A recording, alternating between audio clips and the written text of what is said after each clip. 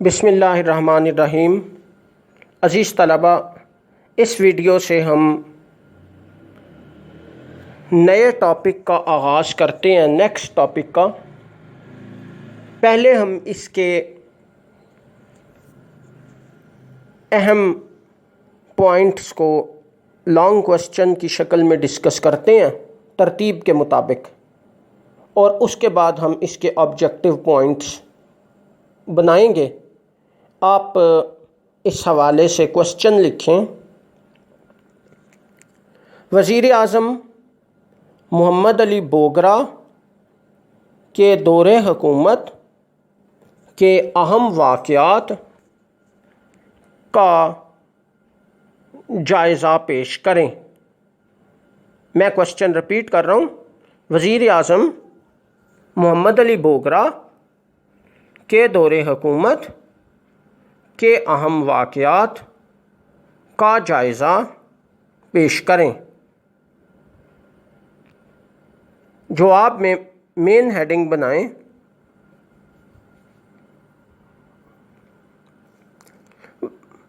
وزیر اعظم محمد علی بوگرا کے دور حکومت کے اہم واقعات۔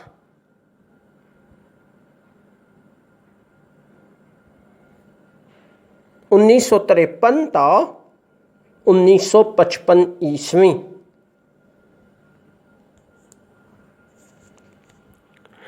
محمد علی بوگرا، اس کے متعلق میں آپ کو پہلے تھوڑا سا پس منظر بتا دوں۔ محمد علی بوگرا کا تعلق صوبہ بنگال سے تھا۔ یہ اس وقت امریکہ میں پاکستان کے سفیر کی حیثیت سے خدمات انجام دے رہے تھے۔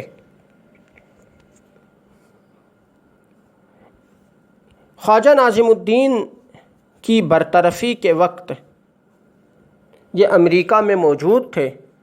ان کو خصوصی طور پر پاکستان طلب کیا گیا، واپس آنے کا حکم دیا گیا، اور واپسی پر گورنر جنرل غلام محمد ملک نے ان کو بحیثیت وزیر اعظم نامزد کر دیا یا وزیر اعظم کے عہدے پر تعینات کر دیا۔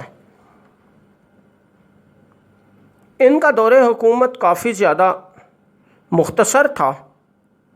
انہوں نے اپریل 1953 سے اگست 1955 تک 10 اگست 1955 تک اپنے عہدے پر کام کیا۔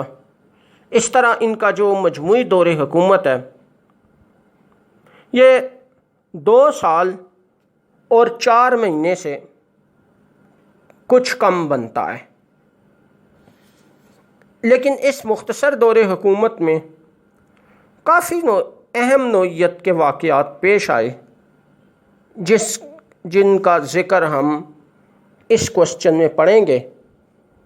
جب ان کا دور حکومت ختم ہو گیا، نئی دستور ساز اسمبلی وجود میں آ گئی، اور اس میں بدلی ہوئی پارٹی پوزیشن کے مطابق یہ کوشش کے باوجود اپنی حکومت نہ بنا سکے، جس کا مختصر ذکر ہم آگے چل کے کریں گے، تو انہوں نے اپنے عہدے سے استعفیٰ دے دیا اور ان کو دوبارہ امریکہ میں پاکستان کا سفیر بنا کر بھیج دیا گیا۔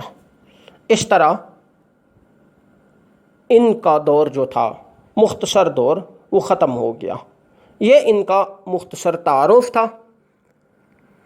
اب ہم اپنے کوسچن کی طرف واپس آتے ہیں، اور یہاں بھی میں آپ کو یہ بات کلیئر کر دوں کہ یہ جو میں نے آپ کو سارا تعارف بتایا ہے مختصراً، یہ ہمارے کوسچن کے آنسر کا حصہ نہیں ہے۔ یہ صرف آپ کو مطالعاتی تسلسل کے لیے بتایا گیا ہے۔ یہ سوال کے جواب کا حصہ نہیں ہے، پرچے میں ہم نہیں لکھیں گے۔ اس پرچے میں اگر یہ سوال آتا ہے تو اس کے جواب میں ہم کیا لکھیں گے؟ اس کے جواب میں ہم سب سے پہلے یہ مین ہیڈنگ بنائیں گے جو کہ میں نے ابھی آپ کو لکھوائی ہے، اور اس کے بعد ہم یہ والی ہیڈنگز بنائیں گے جو کہ ابھی آپ کو لکھوائی جائیں گی، ان میں اور ان ہیڈنگز میں جو معلومات لکھی جائیں گی وہ میں آپ کو بتاؤں گا۔ سو ہمارے کوشچن کا آنسرز اس طرح سے ترتیب پائے گا۔ اب تمام کی تمام اس میں سب ہیڈنگز آئیں گی۔ پہلی سب ہیڈنگ لکھیں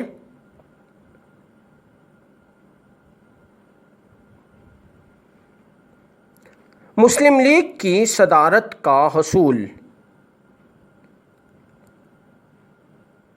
مسلم لیگ کی صدارت کا حصول۔ محمد علی بوگرا نے جب وزیر اعظم کا عہدہ سنبھالا تو مسلم لیگ پارٹی یہ چاہتی تھی کہ مسلم لیگ پارٹی کی صدارت کا عہدہ بھی محمد علی بوگرا ہی کو مل جائے، اور کچھ روایت بھی اسی طرح کی بن گئی تھی، لیکن خواجہ ناظم الدین بحیثیت پارٹی پریزیڈنٹ موجود تھے۔ مسلم لیگ پارٹی کے اندر خواجہ ناظم الدین کے خلاف کافی ساری سرگرمیاں شروع ہو گئی تھیں، اور بعض علاقوں میں مسلم لیگ پارٹی کی شاخوں نے علاقائی سطح پر خواجہ ناظم الدین کے خلاف قراردادیں بھی منظور کرنا شروع کر دی تھیں۔ اب ان حالات میں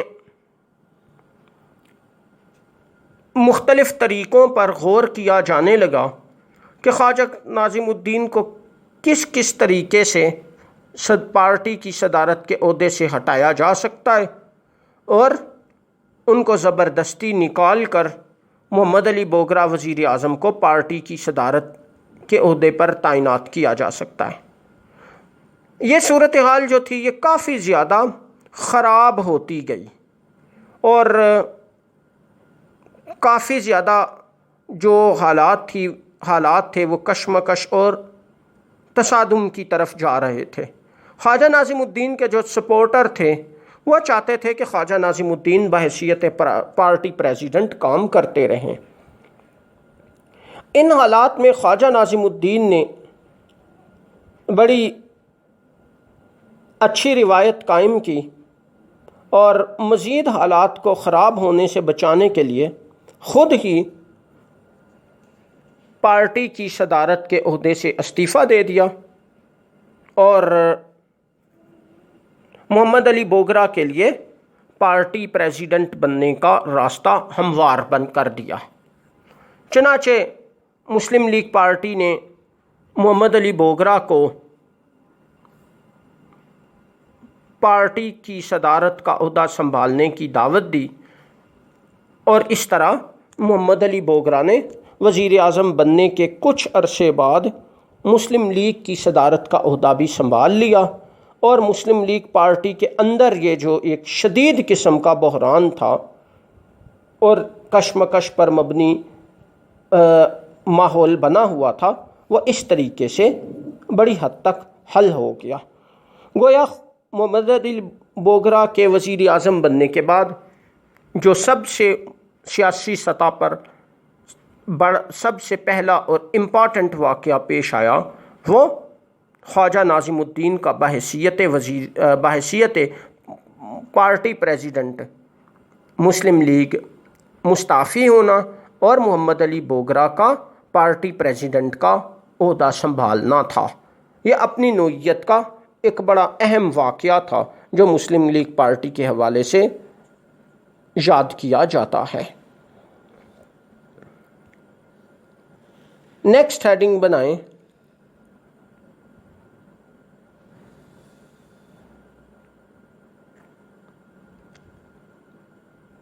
نہری پانی کی تقسیم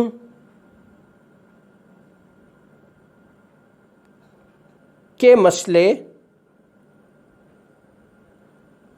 میں ہونے والی پیش رفت۔ نہری پانی کی تقسیم کے مسئلے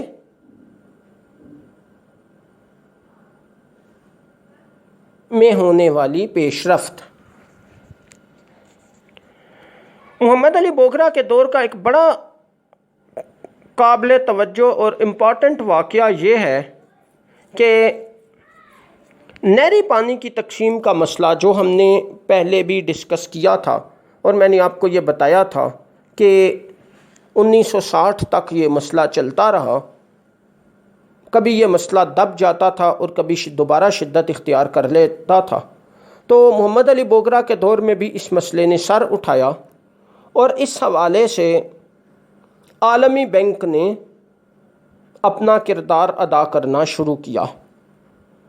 عالمی بینک نے اس حوالے سے ایک پوری اسکیم تیار کی، مجوزہ اسکیم، اور وہ فریقین کے سامنے پیش کی گئی۔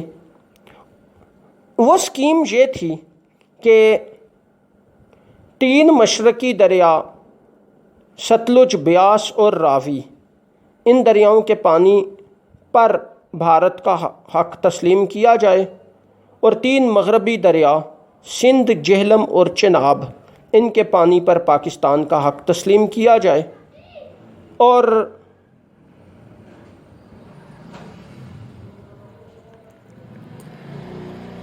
مشرقی دریاؤں کے پانی سے محروم ہونے کی صورت میں پاکستان کا جو زرعی شعبے میں نقصان ہوگا، اس کو مغربی دریاؤں سے رابطہ نہریں نکال کے آبپاشی کی ضروریات پوری کر کے پورا کیا جائے۔ اس حوالے سے یہ بھی تجویز پیش کی گئی کہ اس ضمن میں اٹھنے والے اخراجات کا ایک بڑا حصہ بھارت ادا کرے گا۔ یہ تجاویز پاکستان کے حق میں زیادہ مفید نہیں تھیں۔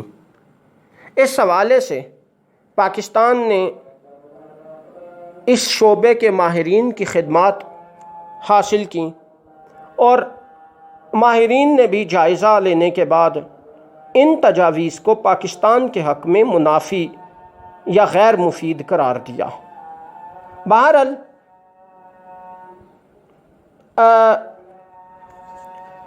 اس مسئلے پر کچھ عرصہ تک شدید قسم کی بین الاقوامی سیاسی سرگرمیاں ہوتی رہیں۔ بھارت نے اس مسئلے کو بھی کافی زیادہ طول دینے کی کوشش کی۔ اس حوالے سے کافی سارے اعتراضات پیش کیے گئے، اور مختلف اس سکیم کے مختلف حصوں کو بھارت نے اپنے انداز میں انٹرپریٹ کیا، یعنی ان کی تشریح اپنے مفاد میں کی، اور اس طرح کچھ عرصہ یہ مسئلہ کافی شدت سے سامنے آتا رہا، اور آخرکار دوبارہ اس مسئلے پر ہونے والی سرگرمیاں جو تھیں وہ روک دی گئیں، یا دوسرے الفاظ میں یوں کہہ لیں کہ یہ مسئلہ دوبارہ سے پس منظر میں چلا گیا۔ لیکن مجموعی طور پہ اب اس مسئلے پر اتنی سرگرمیاں ہو چکی تھیں کہ اب اس مسئلے کو زیادہ لمبے عرصے، یعنی اس مسئلے کے مستقل حل کو زیادہ لمبے عرصے تک کے لیے ٹالا نہیں جا سکتا تھا، یا التوا میں نہیں ڈالا جا سکتا تھا، اور آخر کار 1960 میں مستقل نوعیت کا معاہدہ طے پا گیا، جو کہ عالمی بینک کی انہی تجاویز پر مشتمل تھا۔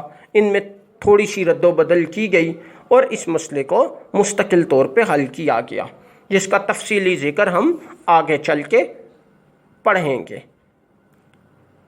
یہ خواجہ ناظم الدین کے دور کے بڑے اہم واقعات میں سے ایک واقعہ تھا، جو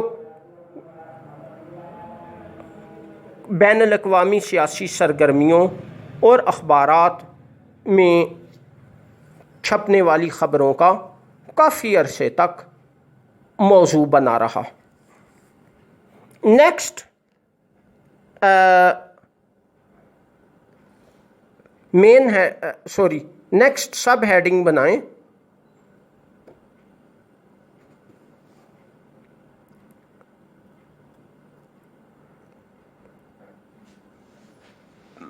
مسئلہ کشمیر پر ہونے والی پیش رفت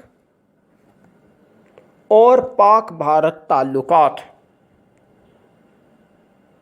مسئلہ کشمیر پر ہونے والی پیش رفت اور پاک بھارت تعلقات. وزیر اعظم پاکستان کا دورہ بھارت، یہ اسی ہیڈنگ کا حصہ ہے.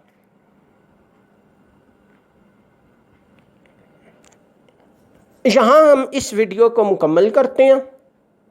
اسی ہیڈنگ سے ہم اپنے ٹاپک کو اگلی ویڈیو میں سٹارٹ کریں گے اور اس ٹاپک کو مکمل کرنے کی کوشش کریں گے. اگلی ویڈیو دیکھنے سے پہلے آپ جو یہاں تک آپ کو پڑھایا گیا ہے اس کو اپنے طور پہ تیار کر لیں، کاپیوں میں جو ہے لکھ لیں. اس کے بعد آپ اگلی ویڈیو دیکھیں تاکہ جوں آپ لوگ ویڈیوز دیکھیں تو ساتھ ساتھ آپ کی پڑھائی کا سلسلہ بھی مکمل ہوتا جائے. نیکسٹ ویڈیو تک کے لیے اللہ حافظ.